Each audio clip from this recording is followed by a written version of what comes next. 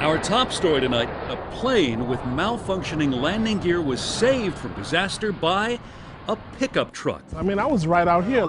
I was afraid for The terminal passengers awaiting their flights. A crash or so, I think. This train right on top of the truck. Meanwhile, inside the aircraft, passengers had been was driven by an airport mechanic. He says he doesn't consider himself a hero. I heard it coming over the radio. The plane was coming in, so I just had to gas it, get it up to full speed. You know, got the Pro 4X off-roading package, so this thing can handle some pretty rugged stuff. More, including reaction from pilots and air traffic control. That's coming up to